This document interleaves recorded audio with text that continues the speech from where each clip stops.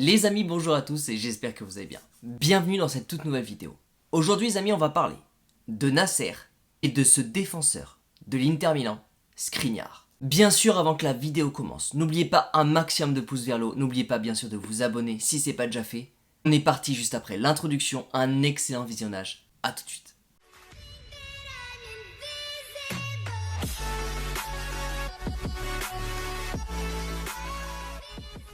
Je commence directement du côté de Nasser. Nasser est de retour. Nasser est de retour pour l'ouverture du mercato. Soyez encore un tout petit peu patient, mais bientôt toutes les choses vont s'accélérer. Nasser ne pouvait pas être sur Paris. Il est enfin de retour au PSG. Il y a énormément de réunions en retard et il va justement récupérer tout le retard qu'il a et bien sûr tout va se mettre en marche juste après. Il y a plusieurs choses qui vont se passer. Déjà c'est clair, il y a à peu près une liste de 10 joueurs indésirables qui vont partir du PSG. Vous avez bien sûr à l'intérieur de ce dossier forcément le nom de Mauro Icardi. Mauro Icardi devrait partir directement cet été. Alors par rapport à cette liste de 10 joueurs, pour l'instant il n'y a pas beaucoup d'informations qui sont sorties. Mais bien sûr, vous reconnaîtrez forcément tous les indésirables du PSG. Le grand ménage va commencer d'ici très peu de temps. Et parlons maintenant du coach, Pochettino. Pochettino va être licencié dans les prochains jours. Bien sûr, ce licenciement va coûter de l'argent au PSG, à hauteur d'environ 15 millions d'euros pour Pochettino. Mais Pochettino ne sera plus là la saison prochaine. Et bien sûr, inutile de vous rappeler que le PSG a déjà un immense gros dossier en main par rapport au nom Zinedine Zidane. Alors bien sûr, on parle beaucoup d'une officialisation dès ce dimanche. Personnellement, je ne suis pas complètement convaincu par cette information, mais dans tous les cas, ça devrait arriver très prochainement. Donc le retour de Nasser au PSG était complètement primordial pour démarrer le mercato. Et la bonne nouvelle, c'est qu'il est de retour. Mais on va parler bien sûr mercato dès maintenant, avec justement Skriniar. C'est parti. Skriniar a 27 ans. Son contrat va s'arrêter en 2023. Donc bien sûr, vous savez très bien que lorsqu'un contrat s'arrête en 2023, déjà pendant l'été 2022, c'est extrêmement chaud pour ce joueur-là. Soit il reste, soit il part. Beaucoup de discussions sont entamées dès maintenant. Mais vous allez voir, il y a beaucoup de choses à dire. Et ce qui va être intéressant justement, c'est que Skriniar est l'un des grands chouchous de l'Inter Milan. Et pourtant, c'est un défenseur. Ça prouve bien justement que Skriniar doit avoir énormément de qualité en lui. Car en général dans une équipe, on a souvent tendance à récupérer comme chouchou soit un milieu de terrain débordant de qualité ou tout simplement le meilleur attaquant de son équipe. Non, là c'est clairement un défenseur central qui est l'un des grands chouchous des supporters de l'Inter Milan. Ce qui est intéressant dans ce dossier-là, c'est que Campos a déjà démarré les hostilités. Le mercato n'est pas encore ouvert, mais Campos en fait l'une de ses priorités. Le but premier, c'est tout simplement de renforcer la défense parisienne. Alors à ce moment-là, en général, on se pose la question. Mais qu'est-ce que veut le joueur? Le joueur, c'est hyper simple. Il veut rester. Il veut clairement faire sa carrière à l'Inter Milan. Il veut devenir l'un des plus grands joueurs. Bref, Skriniar est très bien là où il est. Il a totalement envie de rester à l'Inter Milan. Et là, du coup, ça commence à bloquer. Mais vous inquiétez pas que Campos n'a pas du tout jeté les armes. Campos est en train de démarrer les grandes discussions.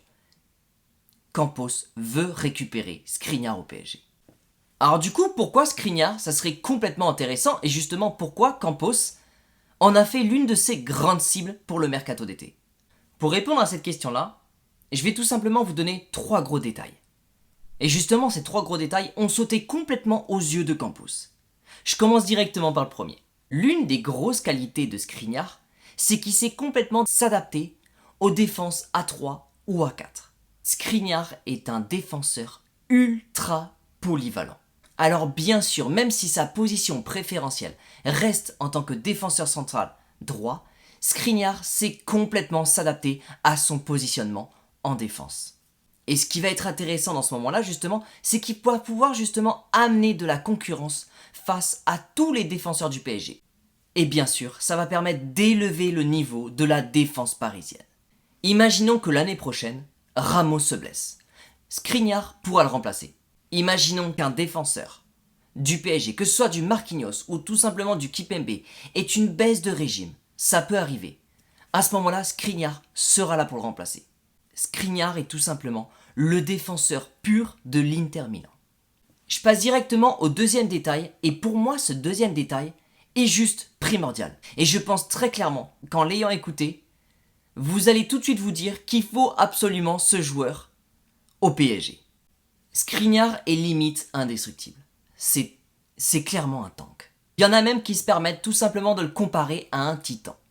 Skriniar se blesse extrêmement rarement. Et c'est clairement quelque chose dont on a besoin au PSG.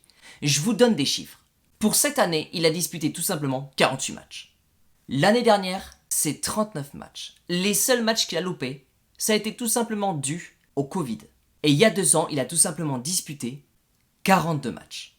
Quand on voit ces chiffres, clairement on comprend que Skriniar est un défenseur qui ne se blesse jamais. Et justement, lorsqu'il joue dans une équipe, le seul moyen de le retirer, c'est lorsque le coach ne le met pas sur le terrain.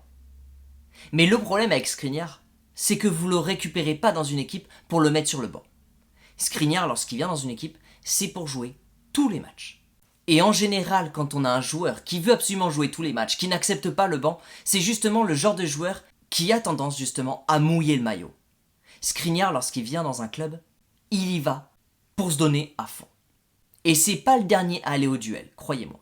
Même si Skriniar a une excellente lecture du jeu, il a également une énorme capacité physique. Il est capable clairement de tenir tout un match en entier.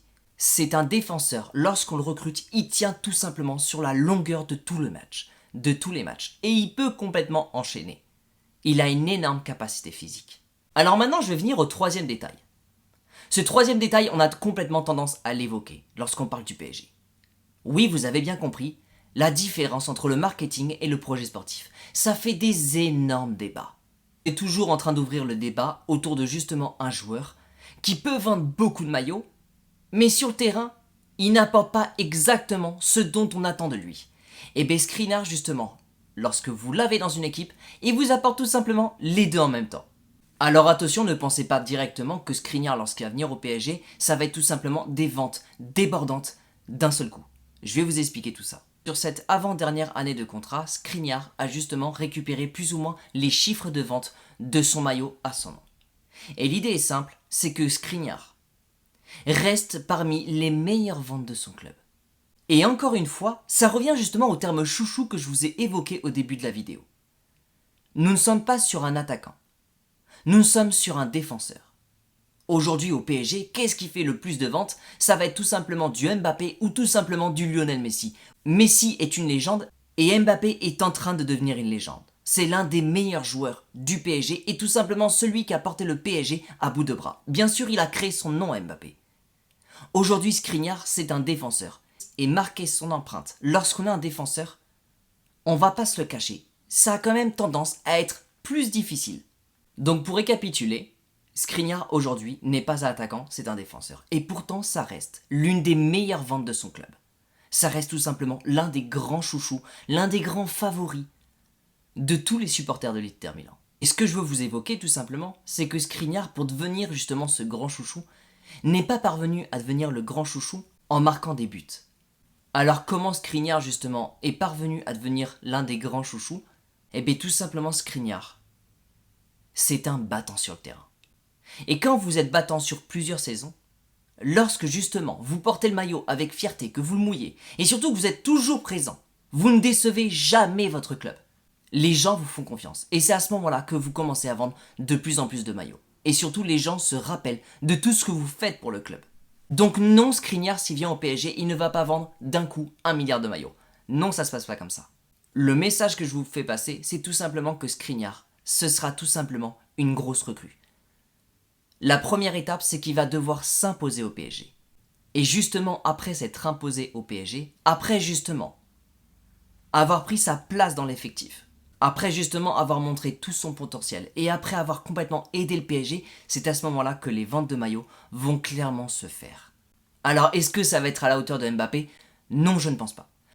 Mais le fait que Skriniar vende beaucoup de maillots à l'Inter révèle complètement que le public l'a tout simplement adopté et adore leurs défenseurs. Bref les amis, j'ai assez parlé de ça, je passe tout de suite maintenant au fait justement que Skriniar veuille rester à l'Inter Milan, car justement il est extrêmement bien là-bas, et justement comment le PSG aujourd'hui va pouvoir le recruter dès demain. C'est parti. Alors déjà du côté de l'Inter Milan, c'est pas vraiment simple pour eux. L'idée est claire, c'est que l'Inter Milan voudrait clairement faire énormément de bénéfices durant cet été. Et ils ont du coup à peu près 4-5 joueurs qui ont une immense valeur financière au sein de leur club. Et parmi justement ces joueurs-là, il y a Skriniar. Donc Skriniar serait justement sur le point de quitter le club cet été, même si Skriniar voulait absolument rester. Et c'est pour ça justement que Campos a démarré tout simplement toutes les communications. Alors à ce moment-là, bien sûr, on va lui proposer un excellent salaire. Et bien sûr, pour lui donner envie d'aller au PSG, bien sûr, on va lui parler du nouveau projet parisien. Avec forcément tout ce qui va se passer autour de Mbappé, les nouvelles arrivées et bien sûr, à partir du moment où ça sera officiel, alors bien sûr, je pense que l'officialisation de Zidane, ça va se faire clairement dans les prochains jours. Mais bien sûr qu'une telle officialisation devrait complètement attirer Skriniar au PSG. Alors maintenant, la question que je me pose, et bien sûr j'attends votre avis directement dans la barre des commentaires juste en bas, c'est est-ce que ça serait dangereux pour le PSG? Parce qu'aujourd'hui, clairement, on a une bonne défense centrale. Donc la question est simple, c'est à la place de qui on va mettre Skriniar au PSG? À la place de Marquinhos, de Kimpembe ou tout simplement de Sergio Ramos? Si jamais Skriniar n'est pas directement titulaire, et vous vous en souvenez, Skriniar n'aime pas trop être sur le banc, est-ce que Skriniar viendrait justement pour apporter de la grosse concurrence, ou tout simplement rentrerait dans une rotation avec les défenseurs? Et donc bien sûr, à ce moment-là, avec qui la rotation s'effectuerait? Les amis, je vous laisse directement en débattre dans la barre des commentaires. Bien sûr, si cette vidéo vous a plu, n'oubliez pas votre maxi pouce vers le haut. Bien sûr, pour tous ceux qui ne sont pas abonnés, bienvenue à tous. N'oubliez pas de cliquer sur le bouton rouge juste en bas et d'activer la petite cloche. J'espère sincèrement que cette vidéo vous a plu. Personnellement, je suis assez emballé par ce type de profil, par ce type de joueur. Je serais vraiment hyper curieux de voir un Skriniar au PSG. Les amis, je vous souhaite une excellente journée. N'oubliez pas bien sûr, prenez soin de vous. Et surtout n'oubliez pas que ici c'est